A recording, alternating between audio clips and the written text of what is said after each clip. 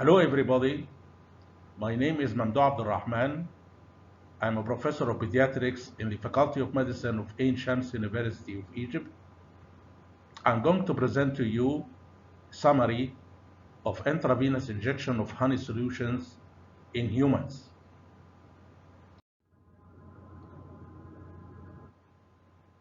Honey is not a simple substance, but a natural complex product containing many beneficial substances which have antioxidant, antimicrobial, anti-inflammatory, anti-tumor, prebiotic, probiotic, and immune modulator effects.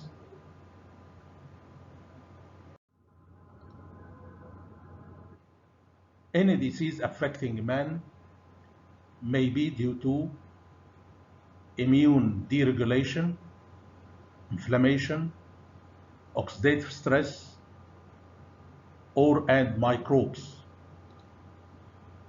Honey, as we all know, possesses immune modulator, anti-inflammatory, antioxidant, and antimicrobial effects. So, from the theoretical point of view, honey can target any disease.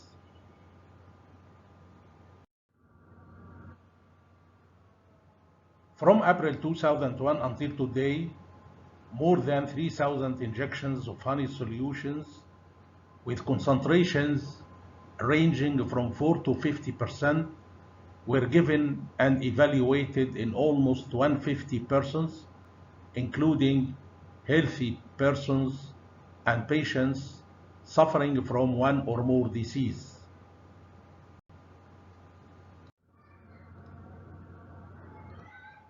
The background of intravenous honey.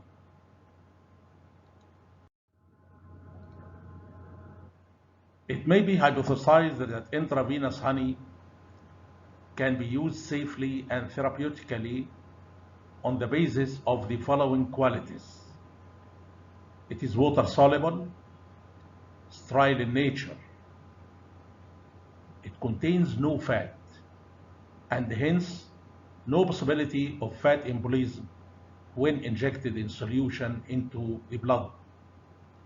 And in addition, it has antimicrobial, antioxidant properties.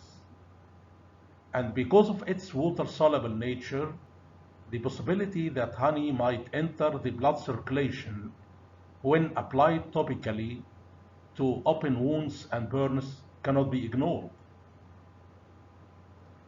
However, despite these observations and hypotheses, intravenous injection of honey solution still carries the potential risk of allergic or unexpected reactions due to the presence of proteins, even in small amounts, and the presence of other substances in honey. Not all substances of honey are known.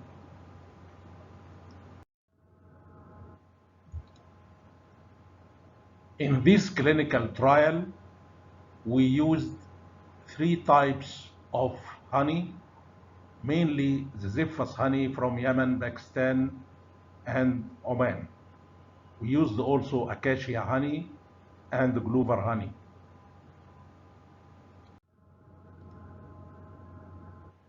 The majority of the honey samples used for intravenous injection were not subjected to physicochemical analysis before the injections.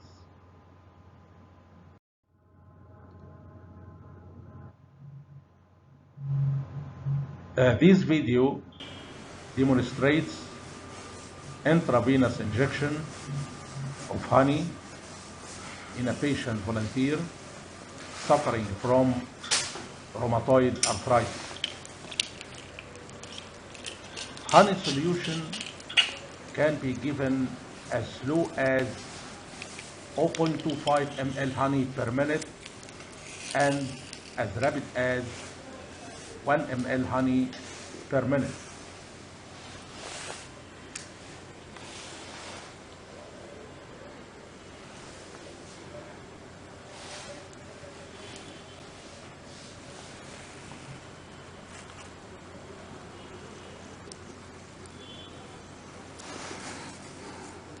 This patient was a female patient, 55 years old, suffering from rheumatoid arthritis, and she received 5 ml honey, 20% concentration.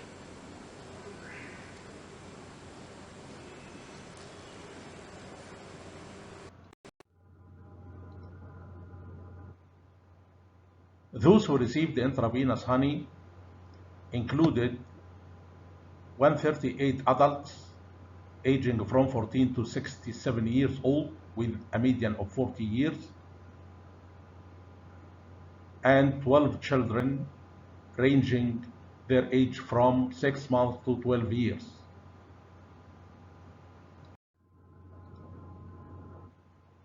Most of the recipients, about 92%, had one or more diseases, and the minority, about 8.5%, were healthy.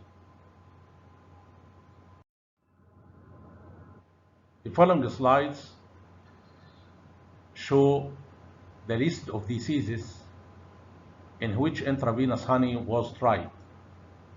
Most of patient volunteers had diabetes mellitus, chronic hepatitis C, and allergic disorders. However, other patients with other types of diseases volunteered to receive intravenous honey.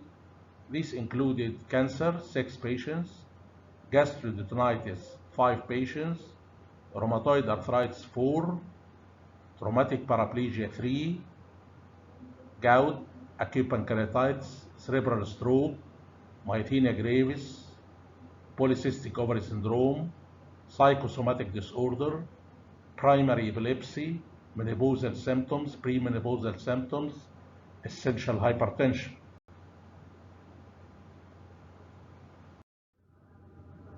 Other diseases included infections, different types of infections, headache, neuralgia, Alzheimer's disease, 2 patients, renal colic, as we see in the table.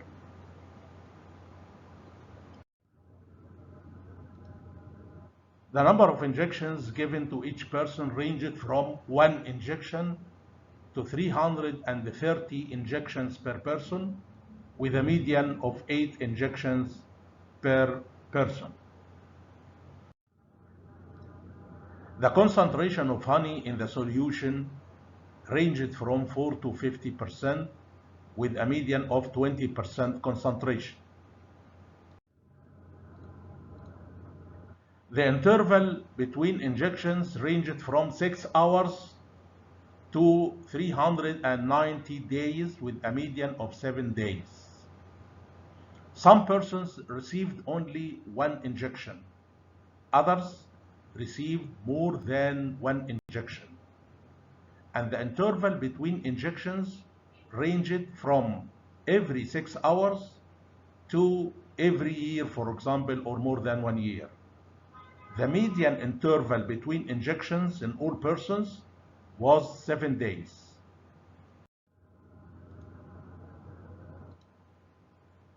What happened after intravenous injection of honey?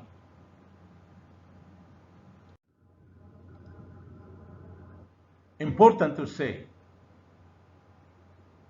no person who received intravenous honey developed anaphylaxis or any life-threatening event after intravenous injection.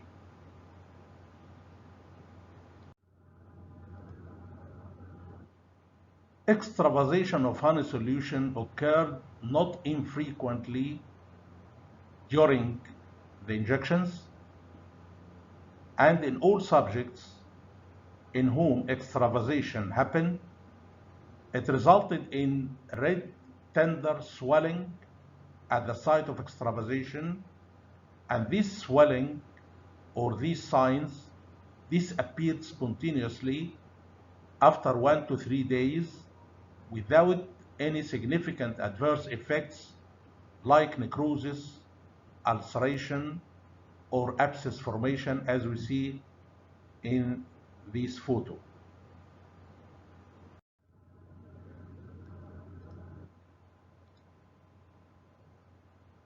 These photos shows extravasation of 50% honey solution in a patient suffering from Alzheimer's disease and right-sided hemiparesis due to cerebral stroke.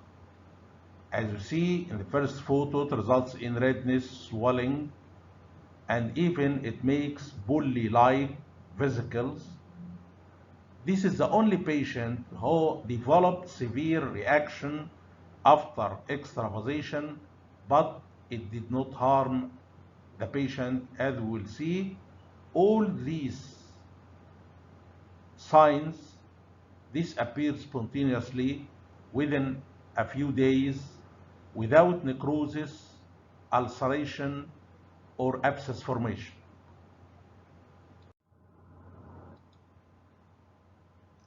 A magnified photo for the patient showing the swelling, redness, and bully after extravasation of 50% honey solution.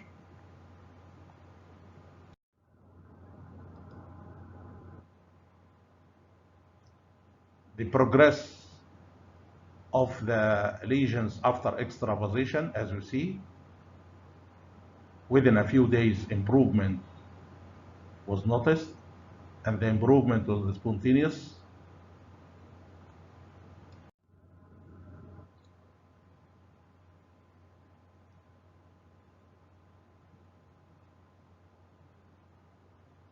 More improvement.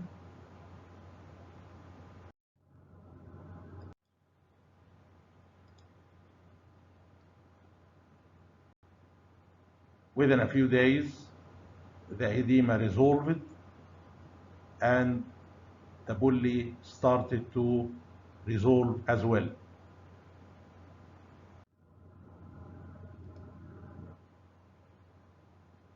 Near complete healing.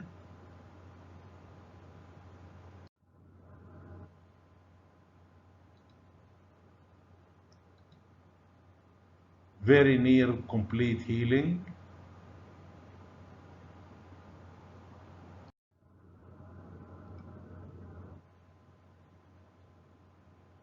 What were the effects of intravenous honey?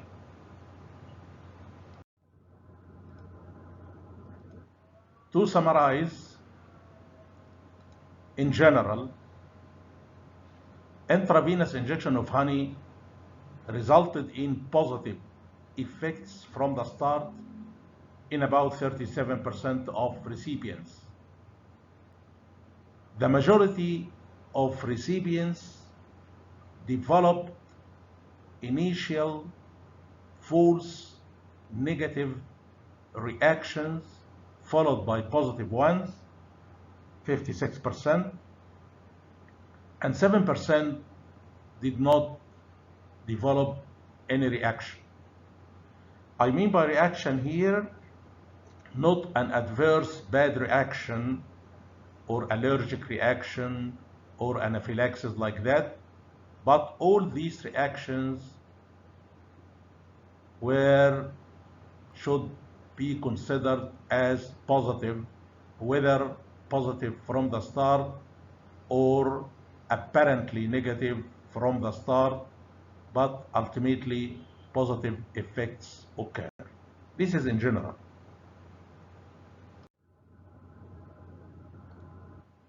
As we mentioned in the previous slide, honey injections in nearly 60% of recipients are followed by reactions.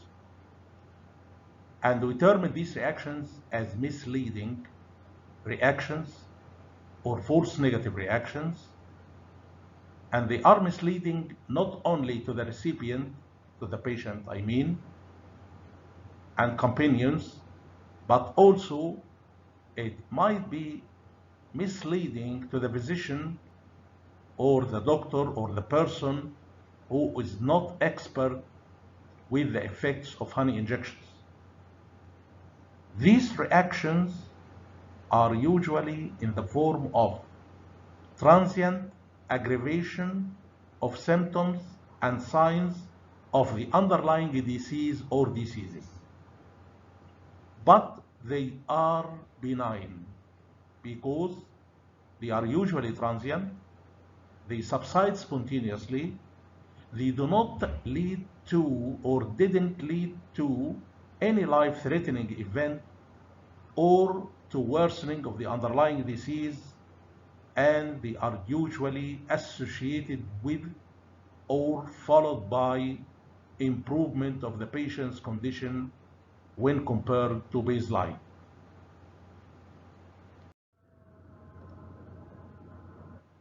These reactions may also occur after oral intake of honey, but they develop more rapidly after intravenous injection. Misinterpretation of these misleading reactions by persons who are not expert with honey therapy might lead to the use of unnecessary medications or discontinuation of honey.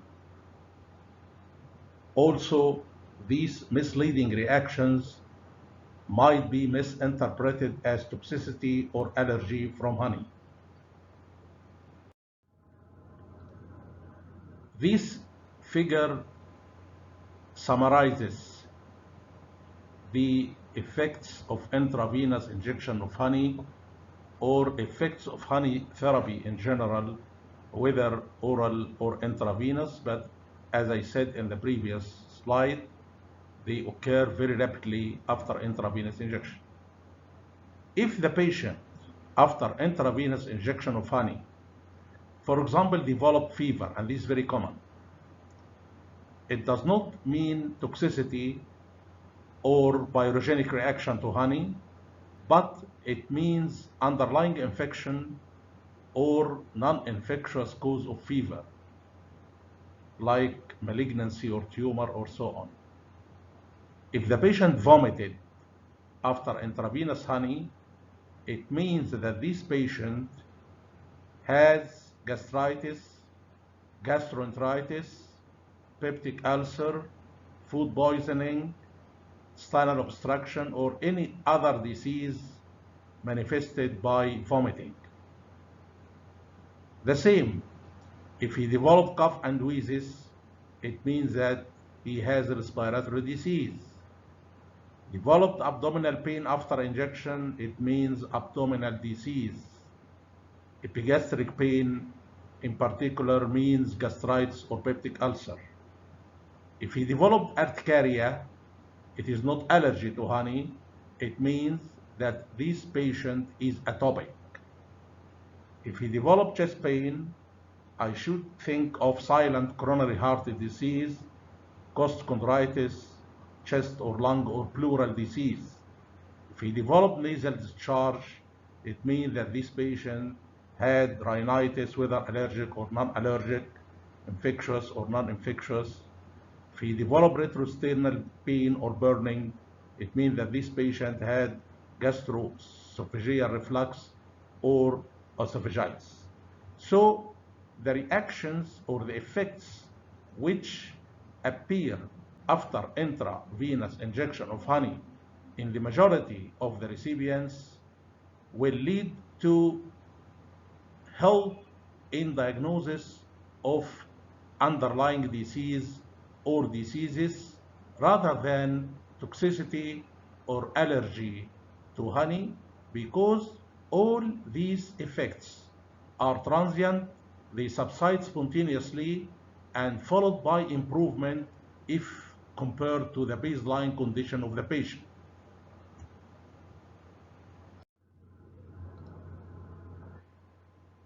In order not to be misled by these misleading reactions or false negative reactions of honey therapy, and in order to assure the patients and companions, the person who intends to practice honey therapy, especially intravenous injection, must be aware of the symptoms and signs of different diseases affecting man, and for this reason it is recommended that this person must be a medical doctor.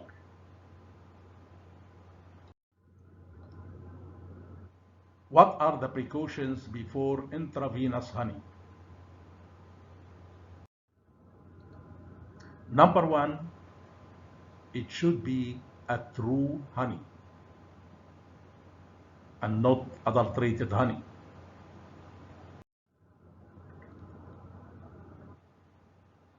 True honey, according to the standards of the Codex Alimentarius and the European Community, is the natural sweet substance produced by honeybees from the nectar of plants or from secretions of living parts of plants or excretions of plant-sucking insects on the living parts of plants which the bees collect, transform by combining with the specific substances of their own, deposit, dehydrate, store, and leave in honeycombs to ripen and mature. And we may need to do physicochemical analysis of the honey used for injection beforehand. The second requirement is a good beekeeper. And as I said, the honey may be subjected to physicochemical analysis before injection. The third or the second requirement is that the person who practices or will practice intravenous honey should be a medical doctor or a paramedical person who is aware of the different symptoms and signs of different diseases affecting man.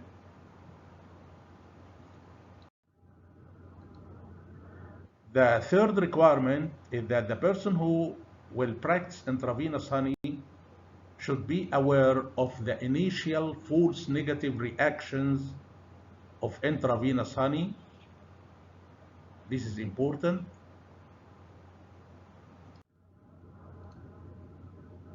The initial reactions of intravenous honey in most of recipients are a form of healing crisis.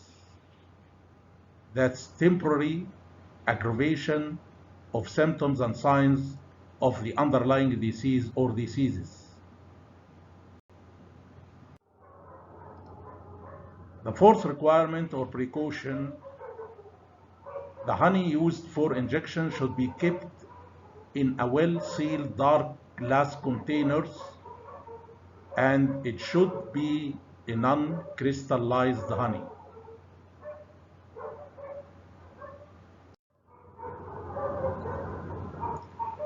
Forms of honey used for intravenous administration.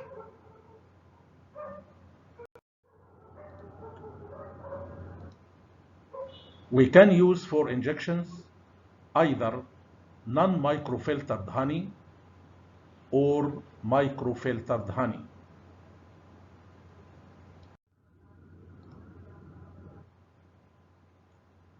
The honey solution for injection should be homogeneous, and it should not contain any precipitants, otherwise it should be discarded.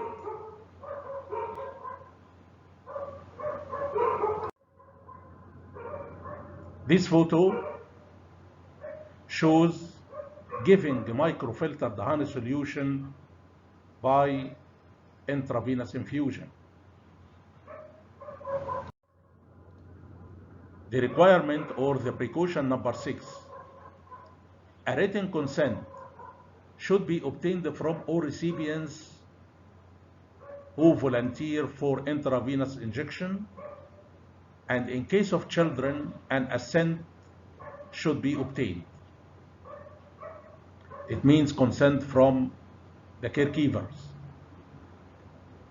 Number 7, all the details of honey injection, including the possible reactions and the potential hazards, must be explained to each participant beforehand. Number 8, a full medical history should be obtained and a thorough clinical examination performed for all persons before the injections. Moreover, relevant investigation should be sought for or done before the injections in persons suffering from disease or diseases. What was the difference between microfiltered versus non-microfiltered honey? Because microfiltration of honey will restrain all types of bacteria, pollen, grains, wax, etc. So it will delay crystallization, helps the honey to remain liquid for a much longer period than non-microfiltered honey. Microfiltration of honey will reduce but will not eliminate the fear of giving it intravenously, because microfiltration will remove the bacteria but not the viruses, and it will remove the potentially allergic particles like pollen, grains, and beeswax.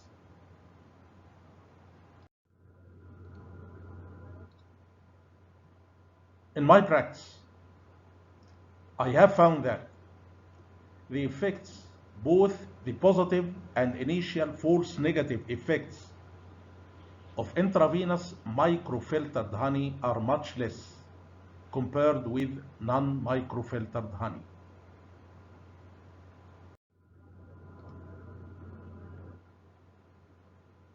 Removing pollen from the honey by microfiltration with the excuse that the consumers prefer clear and brilliant appearance is wrong. Removing the healthy elements for the sake of the appearance is simplistic and shallow.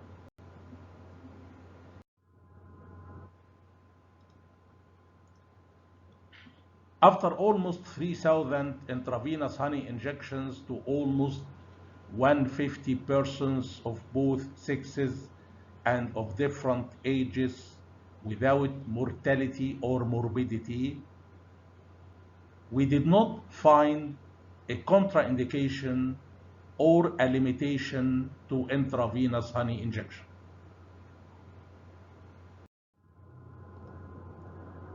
So what are the indications of intravenous honey?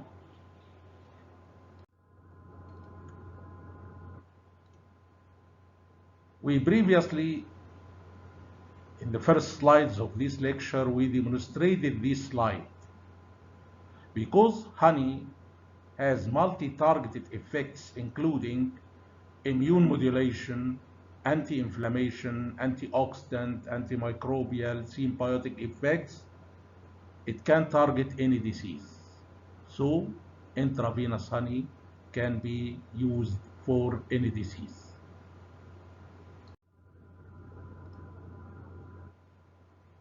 We tried intravenous honey in a big list of diseases without mortality or morbidity. This table and the following tables will show the diseases or the list of diseases in which intravenous honey was given and the number of recipients. For example, infections included urinary tract infection, typhoid fever, herpetic stomatitis, acute tonsillitis, upper respiratory tract infection, recently COVID-19, as well as congenital cytomegalovirus disease. All patients suffering from cancer or malignancy who volunteered to receive intravenous honey were unfortunately hopeless cases. They presented at an advanced or late stage of cancer, but despite that, the effects of intravenous honey in those patients were promising. At least intravenous honey improved much the quality of life. These cases included ovarian cancer stage 4, osteosarcoma stage 3, metastatic breast cancer, inoperable cerebellar medulloblastoma, hepatocellular carcinoma, and acute lymphoblastic leukemia.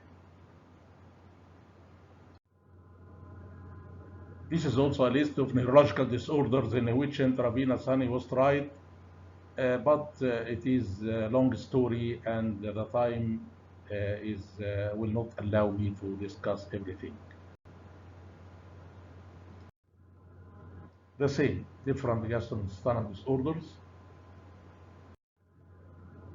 Other diseases, including autoimmune disorders like rheumatoid arthritis, systemic lupus.